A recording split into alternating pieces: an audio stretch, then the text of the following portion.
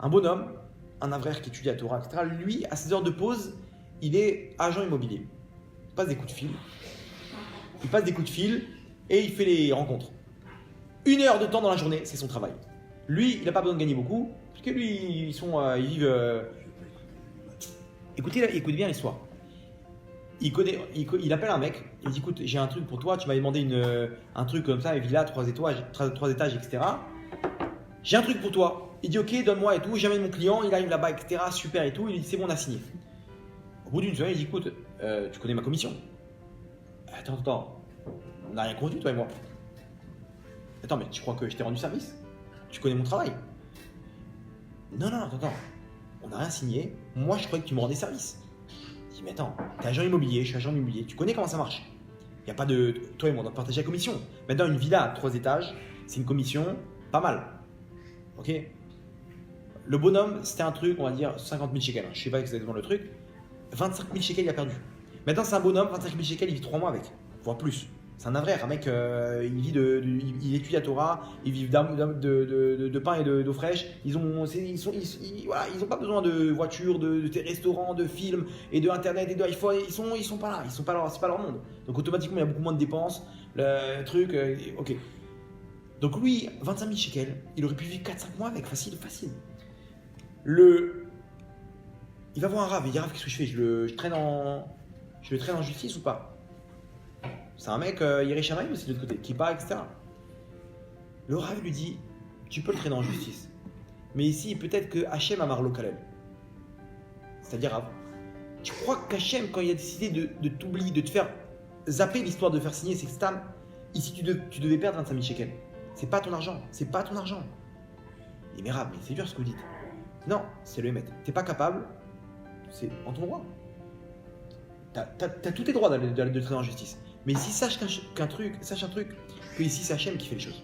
Si Hachem a marre le Kalel ici, c'est 25 000 shekels, c'était Averot, c'est pas lui.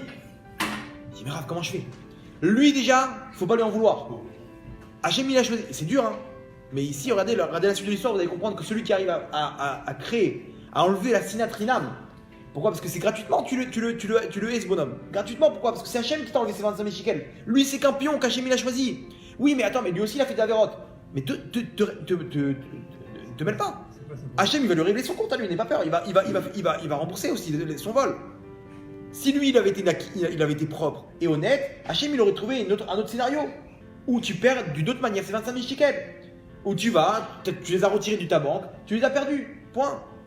Un incendie comme ta voiture elle a explosé, ils ont brûlé. Mais ici, l'homme chané, tu devais perdre 25 000 shekels. Lui, il ne t'occupe pas de son compte. Point. Il dit, vous savez quoi, Rav? C'est très dur. Mais je vais le faire. Et le bonhomme, il est tombé malade pendant 10 jours, cloué au lit, à cause de la douleur qu'il avait, que son Yitzhara lui est rentré. Il dit, regarde ce bonhomme, ce qu'il t'a fait, comment il t'a arnaqué. Et lui, il dit, non, c'est Hachem qui m'a enlevé. C'est mes Averot qui m'ont causé ça. Et il faisait tchouva. Mais il n'arrivait pas. C'était en travers de la gorge. En travers de la gorge. Et quand bien même, il disait Hachem, regarde Hachem, c'est dur. Je comprends que j'ai mon Yitzhara à Hachem. Hachem, il comprend. Aval bechol zot Hachem. Animochel. Parce que je sais que c'est pas lui. Je le pardonne. Même si c'est dur, dans mon cœur, j'ai la cicatrice si ne lui fais rien. C'est pas lui. C'est mes Averot. C'est-à-dire qu'ici, on ne parle pas que le bonhomme Bélève Shalem, il va pardonner. On ne parle pas, c'est impossible. Mais ici, quand même de dire Hachem, je sais que c'est toi, je sais que c'est moi, c'est mes Averot qui ont causé. Lui, je lui pardonne. De dire ça, même si dans ton cœur, tu n'y penses pas, c'est déjà une madriga. Regardez la suite et vous allez voir comment Hachem, quand tu arrives à faire ça, là, il a enlevé la sinatrinam. Sinatrinam, il a enlevé de son cœur. Enfin, la cicatrice est encore là. Ça va prendre du temps avant de se refermer.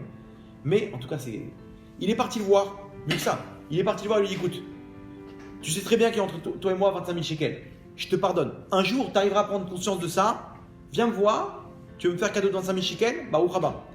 Mais ici, tu me dois plus rien. D'accord? Pourquoi? C'est bon.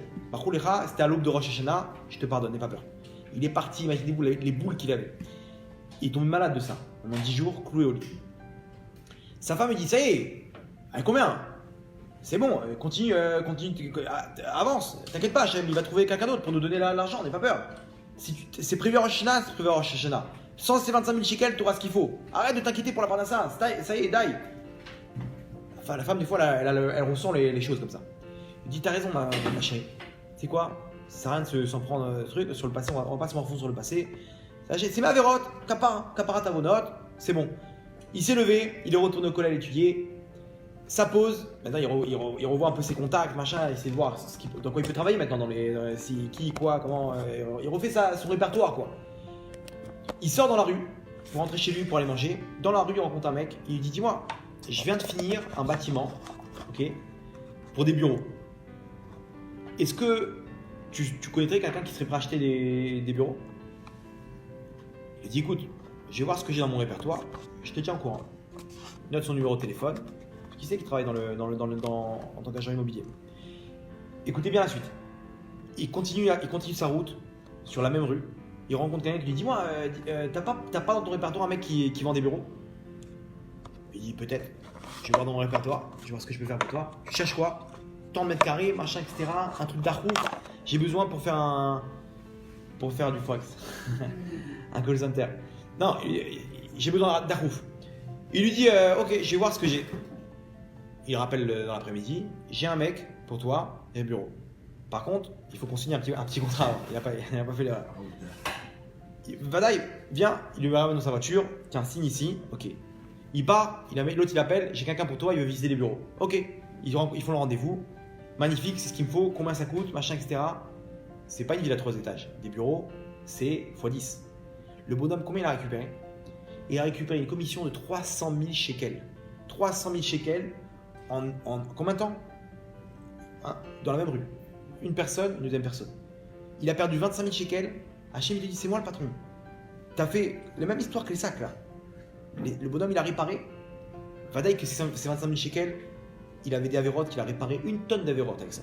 Parce que la douleur de réparer ça, de subir un truc comme ça, c'est terrible. Surtout quand c'est ta part de ça. Maintenant, il a vu Hachem ici. Hachem, il dit, ah, t'es avec moi. Alors tu vas voir que moi, quand quelqu'un il est avec moi, quand Hachem il dit comme ça, quand quelqu'un est avec moi, sache qu'il est VIP. C'est un problème pour moi de t'amener 300 000 shekels maintenant, de 10 fois ça.